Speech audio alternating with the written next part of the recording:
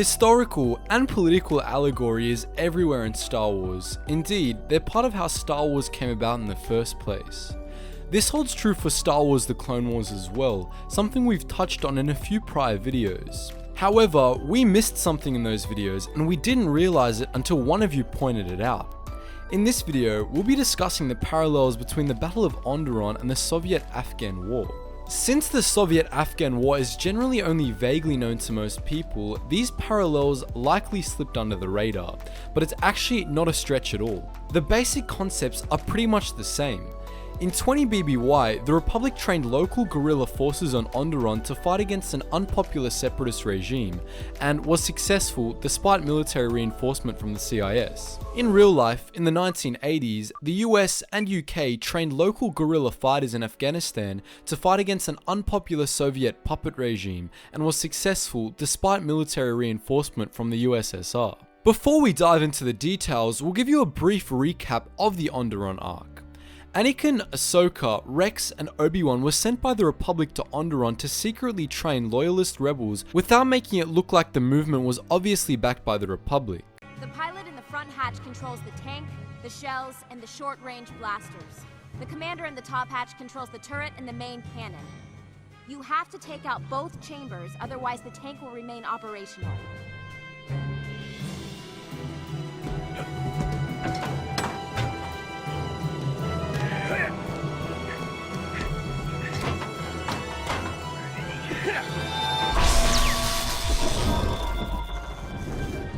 Everyone, divide up into teams of 2, and we'll practice an assault on both hatches. They did so, and all of them, except Ahsoka, left when the rebels began to gain the upper hand over Onderon's separatist government. The CIS reinforced the government, but with the help of Ahsoka and government defectors, the rebels survived and continued to fight. As the separatist grip on the planet weakened, the CIS sent gunships out into the jungles to hunt down and destroy the rebels, and would have succeeded had Anakin Skywalker not had rocket launchers smuggled behind enemy lines. With the rockets, the gunships were destroyed, and the separatists were forced to evacuate Onderon. Onderon rejoined the Republic, and its people lived happily ever after. Or at least, they did for about a year. The story of the Soviet-Afghan War went in a very similar manner. In the late 1970s, the USSR invaded Afghanistan and executed a regime change, a move that was condemned by much of the international community. A rebellion against the new government and its allies began almost immediately. Many scattered groups of fighters, collectively referred to as the Mujahideen, began leading mini uprisings in the Afghan countryside.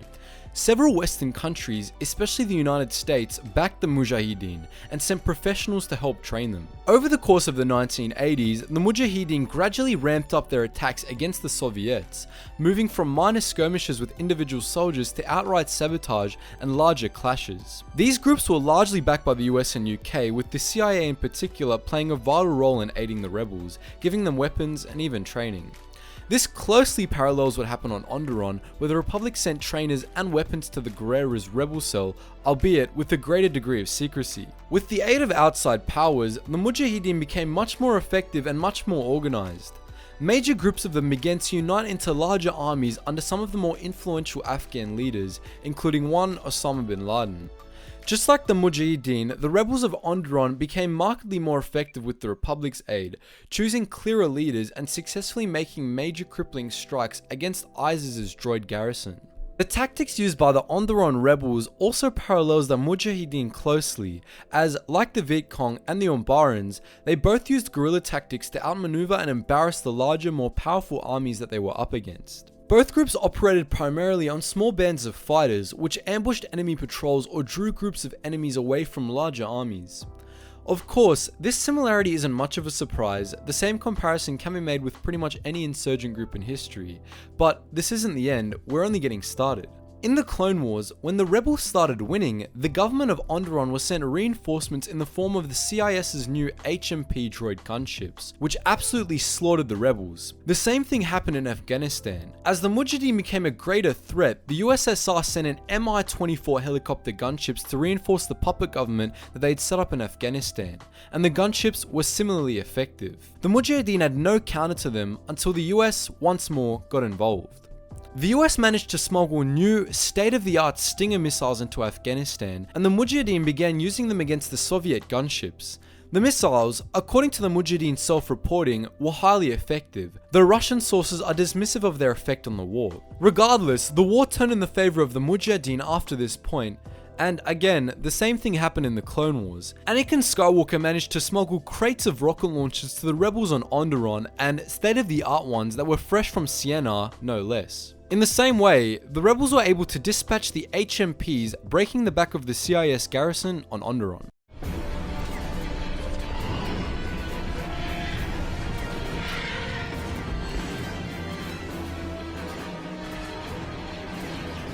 We've tried everything, but we're target practice for those gunships. Now it's their turn. Thank the Jedi. Saw!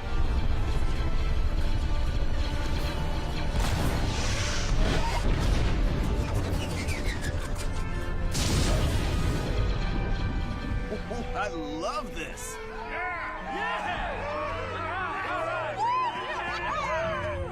Distribute the rocket launchers and take out those gunships. In both cases, a full-scale military retreat followed, and even the manner of retreat was very similar. With Onderon, the Confederacy pretty much just up and left, leaving only a handful of Onderonian royal advisors and aristocrats to surrender to the victorious rebels. Things played out similarly in Afghanistan. The Soviets transferred the burden of fighting the Mujahideen to the local military and left them to fight the rebels off, and their puppet state collapsed shortly after, though in fairness, the US did the exact same thing in Vietnam. This brings us to the end of both the Soviet-Afghan War and the Battle of Onderon, but not to the end of these parallels. After the Battle of Onderon ended, Onderon joined the Republic, but only a year and a half later, the Republic became the Empire. Seeing little difference between the Empire and the separatist puppet state that they had fought against, Saw Gerrera and his rebel group reformed, and this time fought against their former allies, as we all probably know. The same thing happened in real life.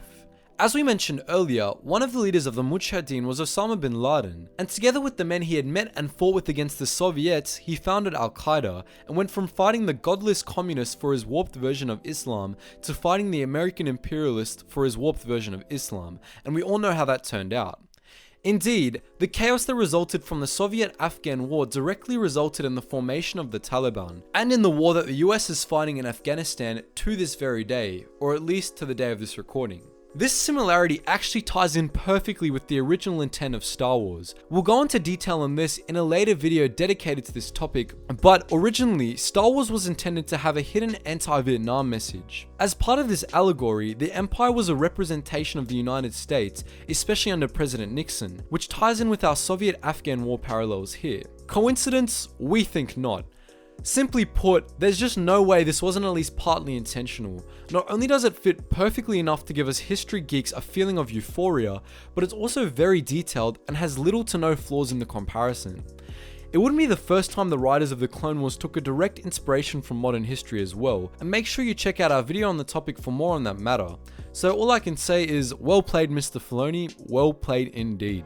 So that's our analysis of what was quite possibly the best hidden meaning behind the Clone Wars arc that we know of. As we said at the beginning, this was pointed out to us by Matthew Monteiro, who figured out pretty much everything here except the post-Clone Wars bit at the end. Also guys, if you are into history, make sure you check out my second channel, which is dedicated to the niche topics of the Vietnam War, World War I, and World War II. I'm sure if you like this video, you'd like all the videos on that channel as well. So I hope to see you on that channel, and I hope to see you on the next video as well guys. Thank you for watching.